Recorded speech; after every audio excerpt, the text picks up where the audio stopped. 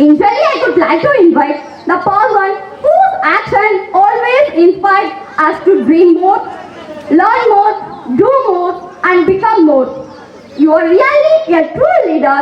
He is none other than a walking role model. Our honorable chief guest of this event, Mr.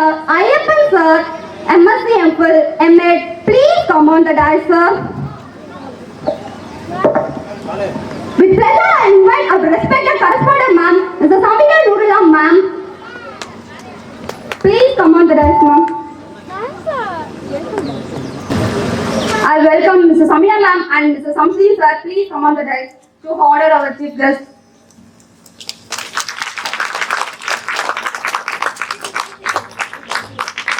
To offer your LPK as your shield as a mark of respect.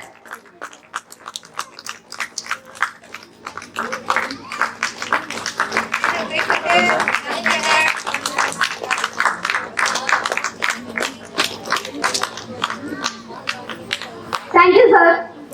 Next, I would like to invite Chief Leader. Please come on the dais, ma'am.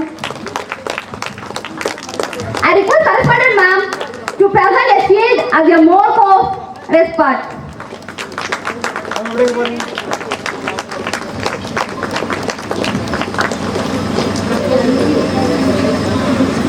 LPK as your shield as a symbol of respect.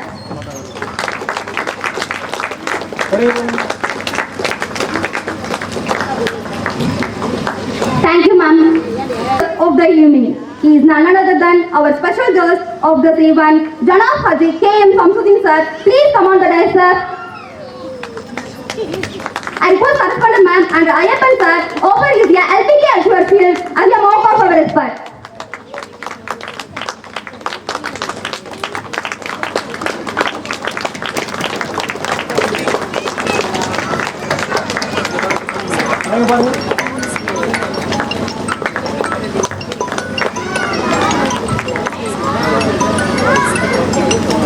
Thank you, sir. Please, LPK as your shield as a mark of our respect.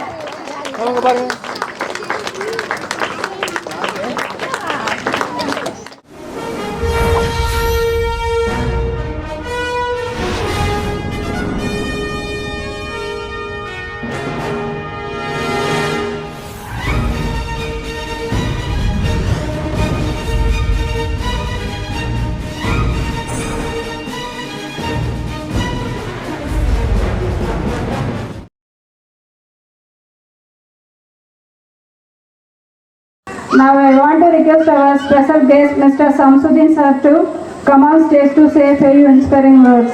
Assalamu alaikum wa rahmatullahi ta'ala wa barakatuh.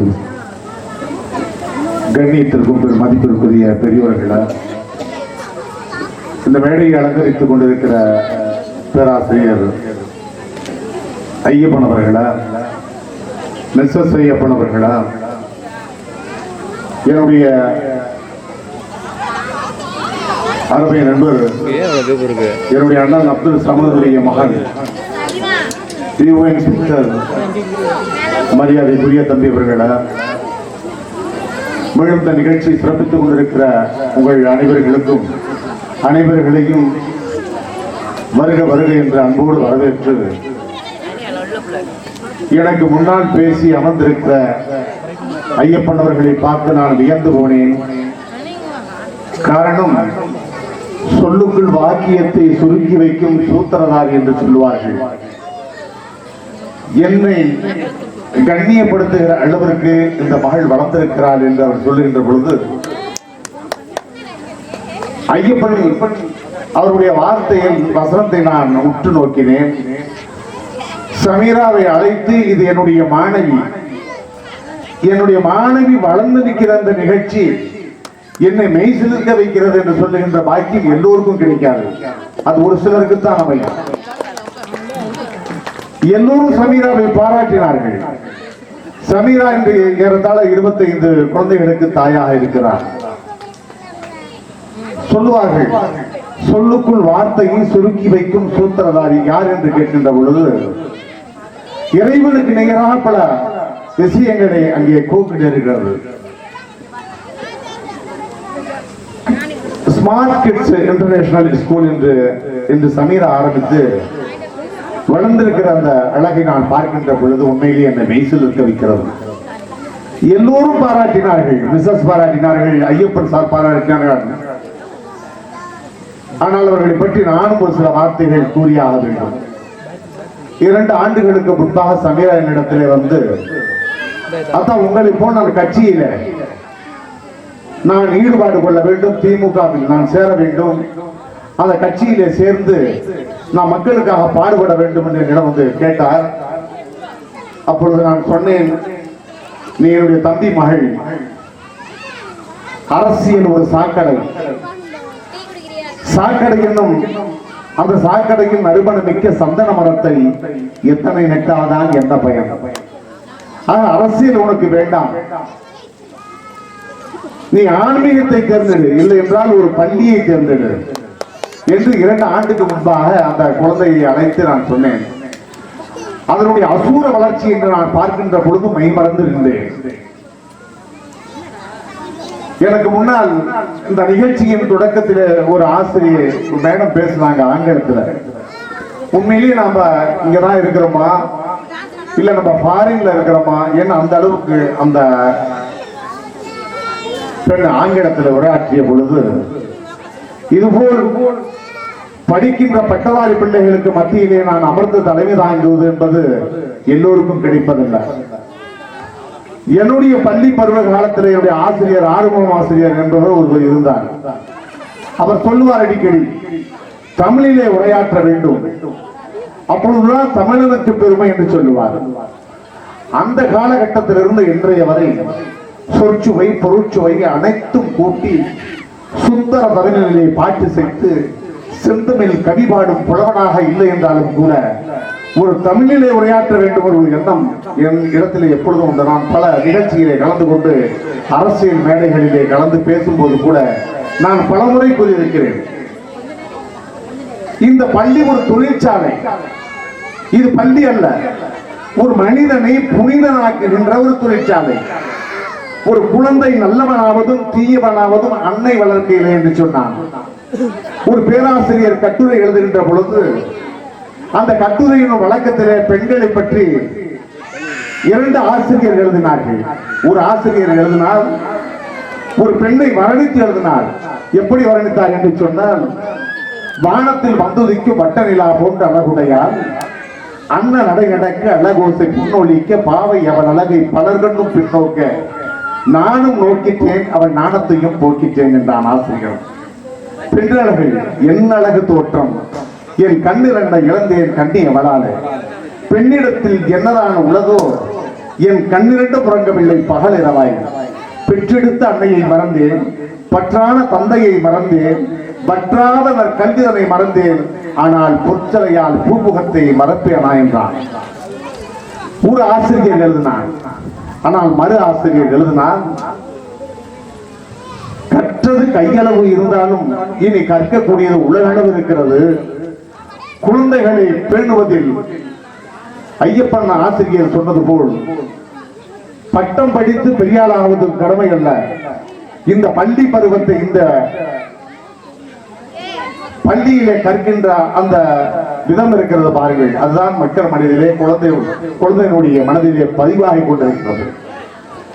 1ஆம் class 2ஆம் கிளாஸுக்கு போகக்கூடிய பிள்ளைகளுக்கு முன்னாலேயே நாம இது போன்ற பள்ளியிலே சேர்க்கின்ற பொழுது அந்த குழந்தைகளுடைய மனதிலே ஆழமாக பதியக்கூடிய வயது இது.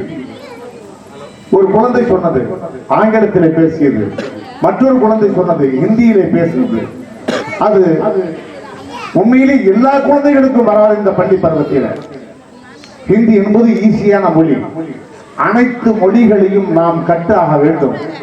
அதைத்தான் சொன்னான், கற்க கசடர கற்பவை கற்ற பின் நிற்க அதற்கத்தாய் என்று நிறுத்தி சொன்ன வள்ளுவன்.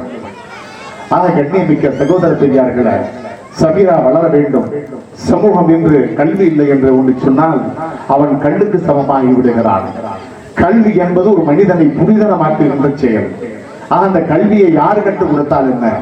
நான் இஸ்லாமியன் என்ற முறையில ஒரு வரலாற்றை இங்கே பதிவு செய்து நிறைவு செய்கின்றேன். சகோதரிகளை சகோதரிகளை கொஞ்சம் கவனமாக கேளுங்கள். 1400 வருடங்களுக்கு முன்பதாக பெருமானார் ஸல்லல்லாஹு அலைஹி வஸல்லம் மன்னவர்கள் போர் தொடுத்த காலம் அது ஒரு கற்காலம், இருண்ட காலம். அந்த காலத்துல போர் நடந்து கொண்டிருக்கும் பொழுது பெருமானார் ஸல்லல்லாஹு அலைஹி வஸல்லம் சஹாபிகள் ஏகப்பட்ட கைதிகளை அங்கே பிடித்து வைத்திருந்தார்கள். இறுதியில் போர் நிறுத்தம் செய்யப்பட்ட போது சஹாபாக்கள் பெருமானாரிடத்தில் வந்து சொன்னார்கள், யார் ரசூலல்லாஹ், அதிகமான கைதிகள் நம்மிடத்தில் பிடிபட்டிருக்கிறார்கள், அந்த கைதிகளுக்கு தண்டனை கொடுத்தாக வேண்டும் என்று சொன்னார்கள். பெருமானார் ஸல்லல்லாஹு அலைஹி வஸல்லம் மன்னவர்கள் வியந்து போய் சொன்னார்கள், பரவாயில்லை, நாளை வெள்ளிக்கிழமை தீர்ப்பு சொல்லலாம் என்று. கைதிகள் எல்லாம் நடுங்கி அழுதார்கள். என்ன தீர்ப்பு அளிக்கப் போகிறார்களோ தெரியவில்லை, நாம் எல்லாம் வந்து மாட்டிக்கொண்டோமே, நம்மளுடைய கதி என்ன ஆக போகிறது என்று அழுது கொண்டிருக்கின்ற பொழுது பெருமானார் ஸல்லல்லாஹு அலைஹி வஸல்லம் கைதிகளை பார்த்து சொன்னார், நான் உங்களுக்கு தண்டனை அளிக்கப் போகின்றேன், இந்த தண்டனையை பார்த்து உலகம் வியக்கப் போகிறது, குர்ஆன் அழுக போகிறது என்று சொன்னார்.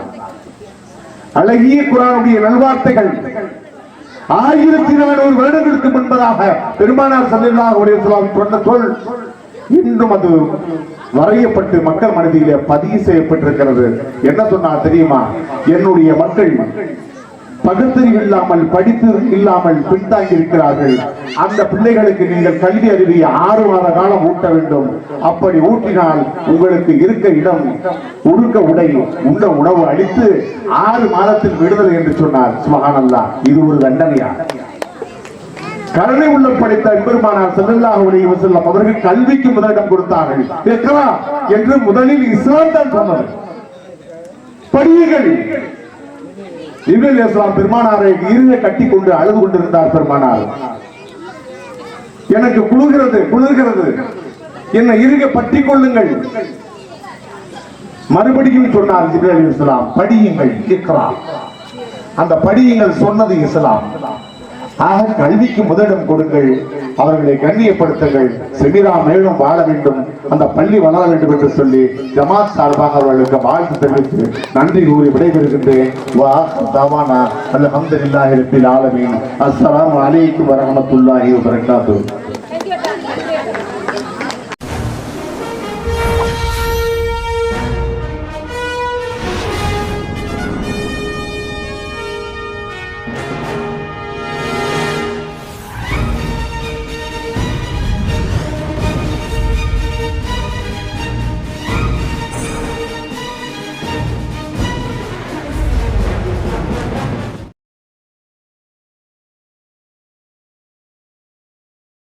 I request Mr. A. Muhammad Ismail sir to please come and address the gathering. அஸ்ஸலாமு அலைக்கும். இந்த இனிய மாலை பொழுதிலே நாம் எல்லாம் ஸ்மார்ட் கிட்ஸ் இன்டர்நேஷனல் ஸ்கூல் பள்ளியின் 1வது பட்டமளிப்பு விழாவிற்கும் ஆண்டு விழாவிற்கும் வந்திருக்கின்றோம். இந்த பள்ளியானது ஒரு முதல் வருடத்தில் எவ்வளோ பெரிய சாதனை செய்திருக்கிறதை பார்க்கும் பொழுது இந்த பள்ளி மென்மேலும் வளர்வதற்கு நாம் அனைவரும் வாழ்த்துக்களை தெரிவிக்க வேண்டும். இந்த பள்ளியை தொடர்பாக நான் ஐயப்பன் அவர்களும் திருமதி ஐயப்பன் அவர்களும் அக்கா சம்சுதீன் அவர்களும் அநேக கருத்துக்களை கூறிவிட்டார்கள். இந்த பள்ளி ஆண்டு விழா இந்த குழந்தைகளை பார்க்கும் பொழுது அந்த குழந்தைகள் பர்ஃபார்மன்ஸை அந்த பெற்றோர்கள் மிகவும் ரசிக்கிறார்கள். அதனுடைய பர்ஃபார்மன்ஸின் முழு பொறுப்பு அந்த பள்ளியினுடைய ஆசிரியர்களே சாரும். அவர்களுடைய பெற்றோர்கள் போல அந்த குழந்தைகளுக்கு சிறந்த கல்வியையும் பயிற்சியையும் அளித்து நீங்கள் எவ்வளெல்லாம் மகிழ்கின்றீர்களோ அதே போன்று அவர்களும் ஒரு தாயை போல கிட்ட இருந்து பார்த்துக் கொள்கிறார்கள். இந்த பள்ளி மேன்மேலும் வளர்வதற்கு அனைத்து இறைவனையும் வேண்டிக் கொள்கிறேன். வாய்ப்பளித்தமைக்கு நன்றி கூறி விடைபெறுகிறேன். நன்றி, வணக்கம்.